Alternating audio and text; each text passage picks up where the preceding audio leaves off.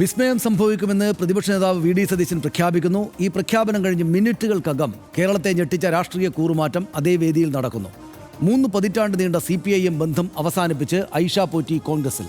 തലസ്ഥാനത്തെ കോൺഗ്രസ് സമരവേദിയിൽ നാടകീയമായി കടന്നെത്തിയ ഐഷ പോറ്റി 5 രൂപ മെമ്പർഷിപ്പ് സ്വീകരിച്ച് ഔദ്യോഗിക അംഗത്വവും എടുത്തു. ഐഷ പോറ്റി കോൺഗ്രസിന് കൈകൊടുക്കുമോ എന്നത് ഏറെ നാളായി ഉയരുന്ന അഭ്യൂഹമായിരുന്നുവെങ്കിലും ഈ ഘട്ടത്തിൽ അതുണ്ടാകുമെന്ന് ആരും പ്രവചിച്ചിരുന്നില്ല.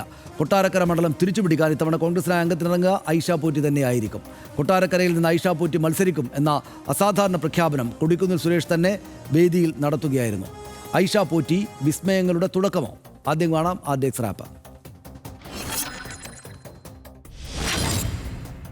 കേന്ദ്ര സർക്കാരിനെതിരെ കോൺഗ്രസ് ലോക്ഭവന് മുന്നിൽ നടത്തുന്ന രാപ്പകൽ സമരപന്തലിലേക്ക് പ്രതിപക്ഷ നേതാവിനൊപ്പം ഐഷ പോറ്റി കടന്നുവന്നു. വേദിയിൽ ഉണ്ടായിരുന്നവരിൽ പോലും ഞെട്ടലുണ്ടാക്കി ആ കടന്നുവരവ്. അമ്പരപ്പ് പിന്നെ മുദ്രാവാക്യം വിളികളായി മാറി. AICC ജനറൽ സെക്രട്ടറിമാരായ KC വേണുഗോപാൽ, ദീപാദാസ് മുൻഷി എന്നിവർ ചേർന്ന് ഷോൾ അണിയിച്ച് സ്വീകരിച്ചു.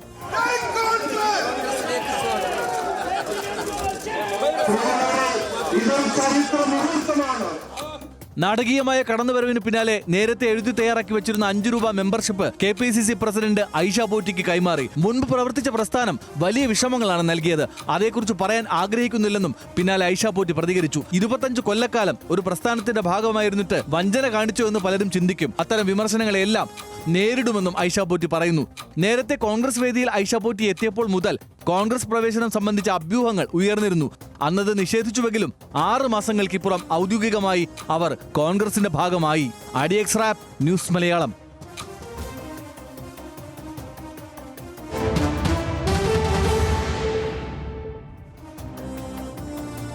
വിരലിലെണ്ണാവുന്ന ദിവസങ്ങൾക്കുള്ളിൽ വിസ്മയം സംഭവിക്കുമെന്ന് പ്രതിപക്ഷ നേതാവ് വി ഡി സതീശൻ പറഞ്ഞ മിനിറ്റുകൾക്കകമാണ് ഐഷ പോറ്റി കോൺഗ്രസ് വേദിയിലെത്തിയതും അംഗത്വം സ്വീകരിച്ചതും. പ്രതിപക്ഷ നേതാവിന്റെ പ്രതികരണം ആദ്യം നമുക്ക് കണ്ടുവരാം. ഞങ്ങൾ നിങ്ങളോട് നേരത്തെ പറഞ്ഞിട്ടുണ്ടായിരുന്നു, തെരഞ്ഞെടുപ്പിന് മുൻപായി കേരളത്തിൽ വിസ്മയങ്ങളുണ്ടാവും.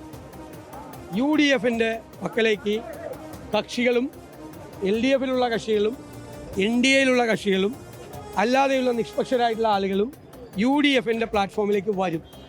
അത് ഉറപ്പായിട്ട് വരും. അത് ആരൊക്കെയാണ് എന്ന് ദയവ് ചെയ്ത് ഇപ്പോൾ ചോദിക്കരുത്.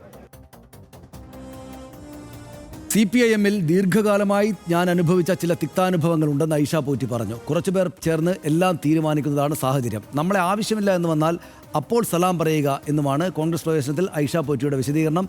താൻ അധികാരമോഹിയല്ലെന്നും അവർ പറഞ്ഞു. ക്ഷമയ്ക്കൊരു പരിധിയുണ്ട്. ഒരാളങ്ങ് മാറിക്കഴിഞ്ഞാൽ പിന്നെ നോട്ടീസിൽ പോലും പേര് വെക്കണ്ട, ഒരു ഫംഗ്ഷനിൽ നമ്മൾ പങ്കെടുക്കണ്ട, അങ്ങ് അവഗണിച്ച് കളയുക എന്നുള്ളത് കഠിനമായ ജോലി മാത്രം. എനിക്ക് ഓടിയെത്താൻ പറ്റുന്നില്ല. എല്ലാ സ്ഥലത്തും ഓടിയെത്തണമെങ്കിൽ എനിക്ക് എൻ്റെ ഒരു സംവിധാനം വേണ്ടേ, അതെനിക്ക് സ്വന്തമായിട്ട് ചെയ്യാൻ പറ്റുന്നില്ല. അതാണ് ഞാൻ അവസാനം എന്നെ ഒഴിവാക്കാൻ പറഞ്ഞത്.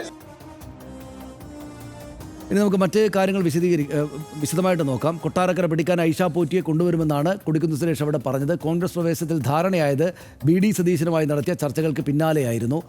വി ഡി സതീശനാണ് പിന്നിൽ പ്രവർത്തിച്ചത്. കൊട്ടാരക്കരയിൽ കോൺഗ്രസ് സ്ഥാനാർത്ഥിയായി ഐഷ പോറ്റി തന്നെ എത്തും എന്ന കാര്യം ഇതിനകം തന്നെ ഉറപ്പായിട്ടുണ്ട്. ഇക്കാര്യം കൊടിക്കുന്നിൽ സുരേഷ് പ്രഖ്യാപിച്ചാണ്. 91-ൽ ഐഷ പോറ്റി CPIM അംഗമായി. പാർട്ടിയിൽ നിരവധി പദവികൾ അവർ ഇതിനകം വഹിച്ചിരുന്നു. 2000 മുതൽ 2005 വരെ കൊല്ലം ജില്ലാ പഞ്ചായത്ത് പ്രസിഡന്റായിരുന്നു ഐഷ പോറ്റി. 2000 മുതൽ 2005 വരെ. 2006-ൽ കൊട്ടാരക്കരയിൽ ബാലകൃഷ്ണപിള്ളയെ തോൽപ്പിച്ചാണ് നിയമസഭയിലെത്തിയത്.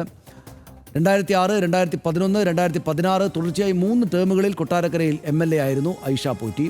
3 ടേമിൽ AIDWA സംസ്ഥാന കമ്മിറ്റി അംഗം, ലോയേഴ്സ് യൂണിയന്റെ ദേശീയ സമിതി അംഗം എന്നീ പദവികൾ അവർ വഹിച്ചിട്ടുണ്ട് പാർട്ടിക്കകത്ത്. 2021-ൽ സീറ്റ് പാർട്ടി നൽകിയില്ല. പാർട്ടി കമ്മിറ്റികളിൽ നിന്നും പരിപാടികളിൽ നിന്നും ഐഷ പോറ്റി പിന്നീട് വിട്ടുനിൽക്കുകയായിരുന്നു എന്നതാണ് സാഹചര്യം. ഇതോടെ കഴിഞ്ഞ വർഷം CPIM കൊട്ടാരക്കര ഏരിയ കമ്മിറ്റിയിൽ നിന്ന് ഐഷ പോറ്റിയെ ഒഴിവാക്കുകയായിരുന്നു. പിന്നാലെ പാർട്ടി പരിപാടികളിലേക്ക് ക്ഷണിക്കാത്ത സാഹചര്യവും ഉണ്ടായി എന്നവർ ഇന്നിപ്പോൾ ചൂണ്ടിക്കാണിക്കുന്ന നിലയുണ്ടായി. CPIM അവഗണിക്കുന്നുവെന്ന ആക്ഷേപം ഐഷ പോറ്റി നേരത്തെയും പലപ്പോഴും പ്രകടിപ്പിച്ചിരുന്നു. MLA ആയിരിക്കെ ഭാഗമായ പല പദ്ധതികളുടെയും ഉദ്ഘാടനത്തിന് പിന്നീട് വിളിച്ചില്ല എന്ന പരാതി അവർ പരസ്യമായി തന്നെയും പറഞ്ഞു. ഐഷ പോറ്റി MLA ആയിരിക്കെ അനുവദിച്ച അറക്കടവ് പാലം ഉദ്ഘാടനം ഇക്കൂട്ടത്തിൽ വലിയ ചർച്ചയായിരുന്നു. 2025-ൽ മന്ത്രി മുഹമ്മദ് റിയാസ് പാലം ഉദ്ഘാടനം ചെയ്തു. പക്ഷേ പരിപാടിയിലേക്ക് ഐഷ പോറ്റിയെ ക്ഷണിച്ചില്ല CPIM. അതാണ് പ്രധാനപ്പെട്ട ഒരു കാര്യമായിട്ട് നമ്മൾ കാണുന്നത്. ജൂലൈ 18-ന് കൊട്ടാരക്കരയിൽ കോൺഗ്രസിൻ്റെ ഉമ്മൻചാണ്ടി അനുസ്മരണ ചടങ്ങിൽ അവർ പങ്കെടുത്തിരുന്നു. അതാണ് ആദ്യത്തെ പരിപാടി, കോൺഗ്രസ് പരിപാടി. എല്ലാ രാഷ്ട്രീയക്കാരും ഉമ്മൻചാണ്ടിയെ കണ്ടുപഠിക്കണം എന്നാണ് അന്ന് ഐഷ പോറ്റി പറഞ്ഞത്. അധികാരമോഹം എന്ന വിമർശനങ്ങൾ അപ്പോഴൊക്കെ തള്ളി ഈ പരിപാടിയിൽ പങ്കെടുത്തതിൽ തെറ്റ് എന്താണ് എന്ന് ചോദിച്ചു. മരിച്ചൊരു നേതാവിൻ്റെ അനുസ്മരണ പരിപാടിയാണല്ലോ എന്ന്. രാഷ്ട്രീയത്തിൽ സജീവമാകാനില്ല, വക്കീൽ ജോലിയിലേക്ക് തിരികെ പോകും എന്നും ആണ് അന്ന് അവർ പറഞ്ഞിരുന്നത്. ഏതായാലും ഐഷ പോറ്റിയെ ഇങ്ങോട്ടെടുത്തതിലൂടെ നല്ലൊരു രാഷ്ട്രീയ നേട്ടമുണ്ടാക്കി എന്ന ആത്മവിശ്വാസം കോൺഗ്രസിനും UDF-നും ഉണ്ട്. കാരണം ചില്ലറക്കാരിയായിട്ടുള്ള ഒരു നേതാവല്ല. അവർ കൊല്ലം പോലെ CPIM-ൻ്റെ വലിയ ശക്തി കേന്ദ്രമായ ഒരിടത്ത് 3 തവണ തുടരെ MLA ആയി വിജയിച്ച് നിയമസഭയിലേക്ക് പോയ CPIM-ൻ്റെ ഒരു പ്രധാനപ്പെട്ട വനിതാ നേതൃമുഖമായിട്ട് എല്ലാവർക്കും അറിയാവുന്ന, ഇപ്പോഴും നല്ല രാഷ്ട്രീയ പ്രവർത്തന ശേഷിയുള്ള, വളരെ സജീവമായിട്ട് ജനങ്ങൾക്കിടയിൽ പ്രവർത്തിക്കാൻ ഇനിയും രാഷ്ട്രീയ ഊർജ്ജമുള്ള ആ നേതാവിനെ ആ ഭാഗത്ത് നിന്ന് ഇപ്പുറത്തേക്ക് ഒരു തെരഞ്ഞെടുപ്പിന് തൊട്ടു മുന്നോടിയായിട്ട് എത്തിക്കാനായി എന്നത് നിശ്ചയമായിട്ടും കോൺഗ്രസിൻ്റെയും UDF-ൻ്റെയും ഒരു വിജയമാണ് എന്ന കാര്യത്തിൽ യാതൊരു സംശയമില്ല. നമുക്ക് കൊല്ലത്തുനിന്ന് ഷമീർ അബ്ദുൾ കൂടുതൽ വിവരങ്ങൾ നൽകും. ഷമീർ, ഇന്നത്തെ കാര്യങ്ങൾ മുഴുവൻ രാഷ്ട്രീയ കേരളം കണ്ടതാണ്, നമ്മുടെ പ്രേക്ഷകരും കണ്ടതാണ്. ഇതിപ്പോൾ ഏത് നിലക്കാണ് കൊല്ലത്തെ പാർട്ടി CPIM ഇതിനെ കാണുക? അങ്ങേയറ്റം സാധാരണഗതിയിൽ പാർട്ടി വിട്ടു പോകുന്ന ആളുകളോട് രോഷവും മറ്റുമൊക്കെ ഉണ്ടാവും, അത് അവർ തന്നെയും ചൂണ്ടിക്കാണിക്കുന്നുണ്ട്. മേഴ്സിക്കുട്ടിയമ്മ നേരത്തെ സംസാരിച്ചാൽ അതൊക്കെ ഉണ്ടായിരുന്നു താനും. ഇതിപ്പോൾ ഏത് നിലക്കായിരിക്കും ശരിക്കും ഈ തെരഞ്ഞെടുപ്പ് കാലത്ത് CPIM-നെ ഇത് ബാധിക്കുക? കോൺഗ്രസിന് ശക്തി തന്നെയാകുമോ അവരുടെ വരവ്?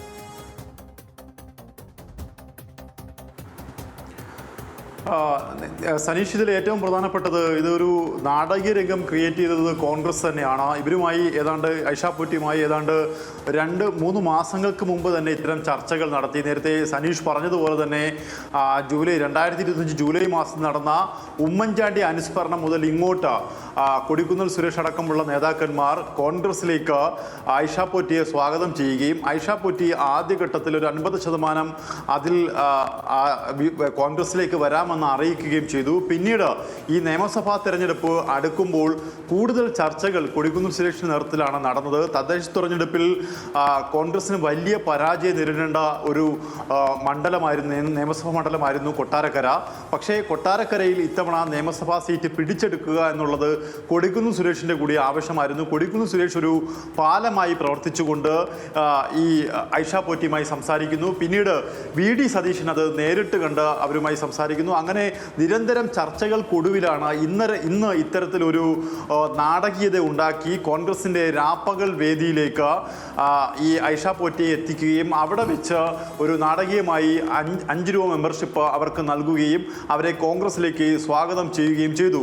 നേരത്തെ നമ്മൾ പറഞ്ഞതുപോലെ തന്നെ അവർ ഈ KN ബാലഗോപാൽ ഈ തെരഞ്ഞെടുപ്പിൽ മത്സരിച്ച ശേഷം, ഇക്കഴിഞ്ഞ നിയമസഭാ തെരഞ്ഞെടുപ്പിൽ മത്സരിച്ച ശേഷം മണ്ഡലത്തിൽ അത്ര സജീവമല്ല. KN ബാലഗോപാലുമായി ചില അഭിപ്രായ വ്യത്യാസങ്ങൾ ഈ ഐഷ പോറ്റിക്കുണ്ടായിരുന്നു. ഈ പാലം ഉദ്ഘാടനം അടക്കമുള്ള കാര്യങ്ങൾ, അവർ തുടങ്ങി വെച്ച ചില പദ്ധതികളുമായി ബന്ധപ്പെട്ട ചില കാര്യങ്ങൾ, അതിലൊന്നും തന്നെ നോട്ടീസിൽ പോലും പേര് വെക്കാതെ ഐഷ പോറ്റിയെ ഒഴിവാക്കി എന്നുള്ളതാണ് ഐഷ പോറ്റിയുടെ ഏറ്റവും പ്രധാനപ്പെട്ട ഏറ്റവും പരിഭവം.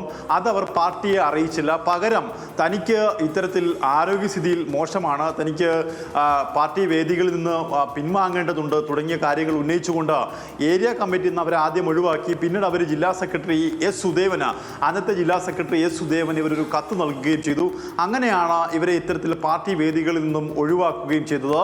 പിന്നീട് വാർത്താ സമ്മേളനങ്ങളടക്കം നടന്നു. മാധ്യമപ്രവർത്തകരടക്കം ചോദിച്ചു, നിങ്ങൾ കോൺഗ്രസിലേക്കാണോ അതോ പൊതുപ്രവർത്തനം അവസാനിപ്പിച്ചോ തുടങ്ങിയ കാര്യങ്ങളൊക്കെ തന്നെ ചോദിച്ചു. അന്നേരം ഒക്കെ പറഞ്ഞത് താനൊരു അഭിഭാഷകയായി ഇത്തരത്തിൽ ഇവിടെ കൊട്ടാരക്കരയിലെ അഭിഭാഷക മുറിയിൽ ജീവിതം മുന്നോട്ട് കൊണ്ടുപോവുകയാണ്, ഇനി പൊതുപ്രവർത്തന രംഗത്തേക്ക് ഇല്ല എന്ന് പറയുകയും പിന്നീട് ഉമ്മൻചാണ്ടി അനുസ്മരണത്തിൽ ഇവർ പ്രത്യക്ഷപ്പെടുകയും ചെയ്യുകയും ചെയ്തതാണ് രാഷ്ട്രീയ കേരളം കണ്ട ഏറ്റവും പ്രധാനപ്പെട്ട നീക്കങ്ങളിൽ ഒന്ന്. അതിനുശേഷമാണ് ഈ നിയമസഭാ തെരഞ്ഞെടുപ്പിൽ ഇത്തരത്തിൽ ഇവരെ മത്സരിപ്പിക്കാൻ, ആദ്യം സ്വതന്ത്ര സ്ഥാനാർത്ഥിയായി മത്സരിപ്പിക്കാൻ, കോൺഗ്രസ് സ്വതന്ത്ര സ്ഥാനാർത്ഥിയായി മത്സരിപ്പിക്കാൻ ചർച്ച നടത്തുന്നു.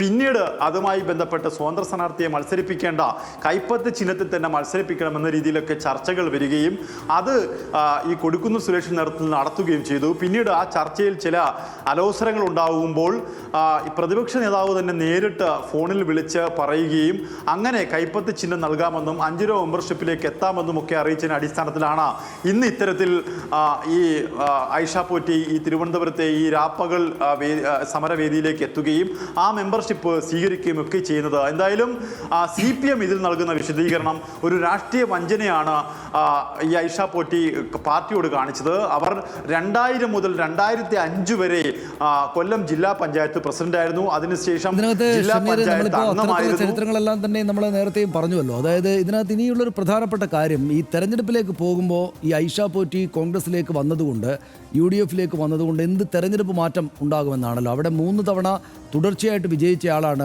ഐഷ പോറ്റി. അവർ സ്വാഭാവികമായിട്ടും ആ ഒരു ജനപ്രിയത, അവരുടെ കൂടെ വ്യക്തിപരമായുള്ള ജനപ്രിയത കൂടെ ഉള്ളത് കൊണ്ടാണല്ലോ CPM-ൻ്റെ ഒരു ശക്തി കൂടെ വെച്ചിട്ടാണെങ്കിലും അവർ വിജയിച്ചത്. അപ്പോൾ സ്വാഭാവികമായിട്ടും അവർ വരുന്നത് കൊണ്ട് ഈ വരുന്ന നിയമസഭാ തെരഞ്ഞെടുപ്പിൽ കോൺഗ്രസിന് നല്ല നേട്ടമുണ്ടാക്കാനാകുമെന്ന ആത്മവിശ്വാസം, കോൺഗ്രസ്സുകാർക്കുള്ള ആത്മവിശ്വാസം അത് ഫലിക്കാനിടയുണ്ടോ? പ്രത്യേകിച്ചും KN ബാലഗോപാൽ കഴിഞ്ഞ തവണ ഒരു 10,000-ലേറെ വോട്ടുകൾക്കാണ് അദ്ദേഹം വിജയിച്ചതെന്നാണ് എൻ്റെ ഓർമ്മ. അപ്പോൾ അദ്ദേഹം തന്നെയാണ് അവിടെ മത്സരിക്കുന്നത് എങ്കിൽ ഈ നല്ല കടുത്ത മത്സരമായിരിക്കുമല്ലോ. അവിടെ കോൺഗ്രസിന് ആ സീറ്റ് കോൺഗ്രസിന് വേണ്ടി പിടിച്ചു കൊടുക്കാൻ ഐഷ പോറ്റിക്ക് കഴിയും എന്നൊരു ആത്മവിശ്വാസം ഐഷ പോറ്റിക്കും കോൺഗ്രസിനും ഉണ്ടോ? ഇപ്പോൾ അതിന് കണക്കെല്ലാം വെച്ച് നോക്കി എന്താ കാണുക? തീർച്ചയായിട്ടും അത്തരത്തിലൊരു വിശ്വാസം കോൺഗ്രസിനുണ്ട്. അതുകൊണ്ടാണ് കോൺഗ്രസ് ഇത്തരത്തിൽ ഐഷ പോറ്റിയെ അവരുടെ പാളയത്തിലേക്ക് എത്തിച്ചത്. നമുക്ക് ഈ ഒരു കണക്ക് പരിശോധിക്കുമ്പോൾ 2000-ൽ അവർ ബാലകൃഷ്ണപിള്ളയെ പരാജയപ്പെടുത്തുന്നത് ഏതാണ്ട് 12,000-ലധികം വോട്ടുകൾക്കാണ് പരാജയപ്പെടുന്നത്. അത് 2011-ലെത്തുമ്പോൾ 20,000-ലധികമാകുന്നു.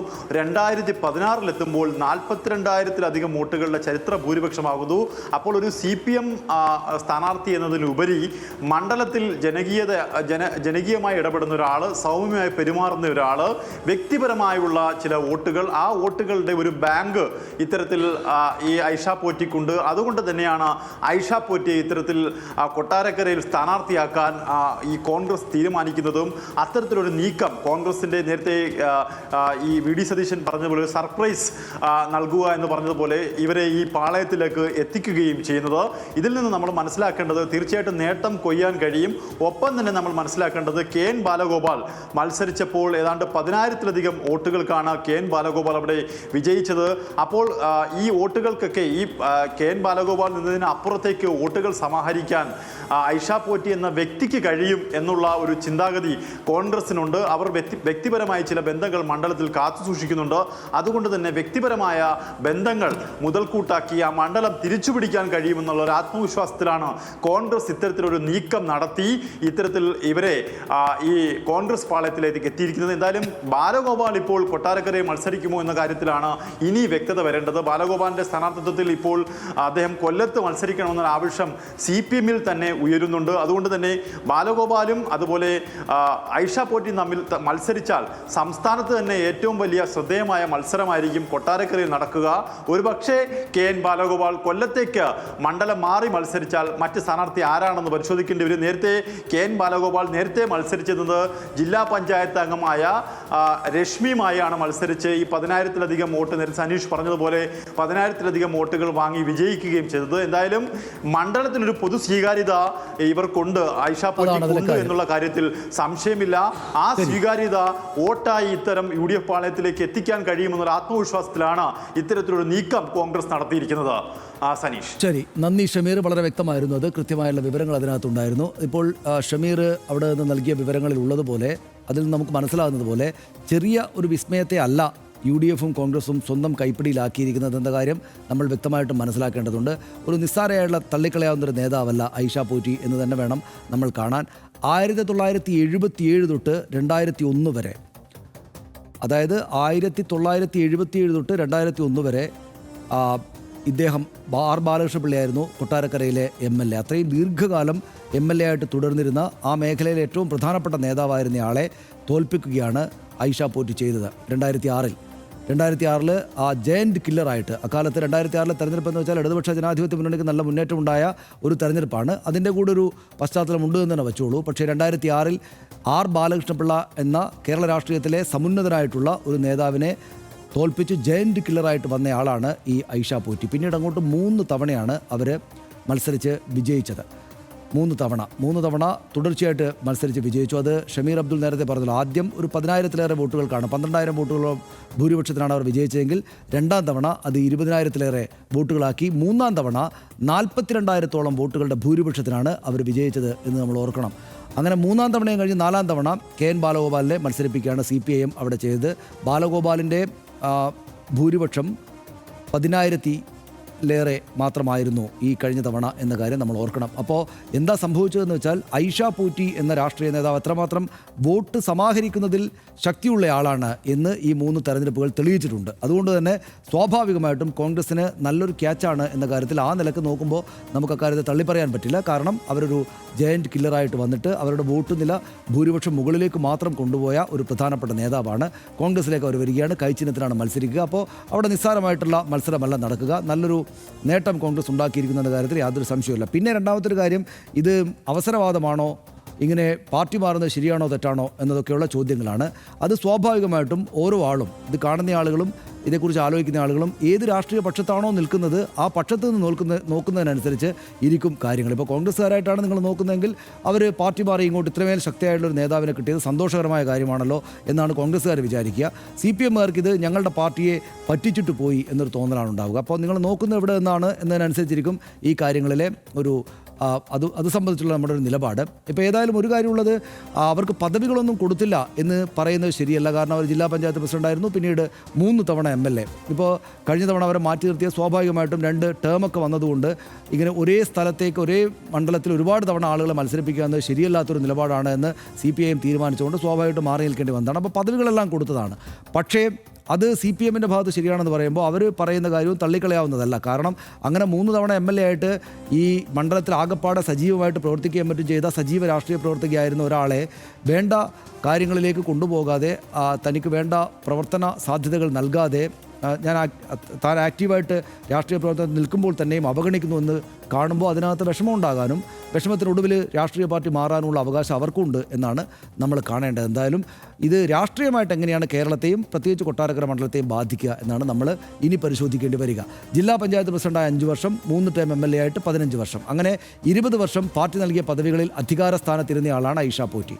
വെള്ളത്തിൽ മീൻ എന്ന പോലെ ആയിരിക്കണം ജനങ്ങൾക്കിടയിൽ ജനനായകരെന്ന് പറഞ്ഞത് ഈ കമ്മ്യൂണിസ്റ്റ് ആചാര്യന്മാരൊക്കെയാണ്. കമ്മ്യൂണിസ്റ്റ് പാരമ്പര്യമുള്ള കുടുംബത്തിൽ ജനിച്ച് 30 ആണ്ട് കമ്മ്യൂണിസ്റ്റ് പ്രത്യയശാസ്ത്രവുമായി ഇണങ്ങിച്ചേർന്ന് ജീവിക്കുകയും പ്രവർത്തിക്കുകയും ചെയ്തൊരു നേതാവ്, അങ്ങനെ ഒരാൾക്ക് പെട്ടെന്ന് വിദൂരമായൊരു ജലാശയത്തിലേക്ക് കൂടുവിട്ട് കൂടുമാറും പോലെ ചാടാനായി എന്നത് പക്ഷേ എന്തായാലും രാഷ്ട്രീയ കൗതുകം തന്നെയാണ്. ഈ തെരഞ്ഞെടുപ്പ് കാലത്ത് ഇത്തരം രാഷ്ട്രീയ ചാട്ടങ്ങളും നാടകങ്ങളും നമ്മൾ ഇനിയും കാണേണ്ടി വന്നേക്കുമോ? ഐഷ പൂറ്റി കോൺഗ്രസ് സ്ഥാനാർത്ഥിയായി കൊട്ടാരക്കരയിൽ തന്നെ മത്സരിക്കുമെന്നാണ് പറയുന്നത്. ഇത്ര നീണ്ടകാലം അധികാരത്തിൽ ഇരുന്ന ഒരാൾക്ക് ഇനിയും അധികാരത്തിൽ തുടരണം എന്ന ആഗ്രഹം തോന്നുന്നത് നമ്മുടെ രാഷ്ട്രീയ സംസ്കാരത്തിന് ഭൂഷണമാണോ എന്ന ചിന്ത ചിലർക്കെങ്കിലും അത് ബാക്കിയാക്കുന്നുമുണ്ട്.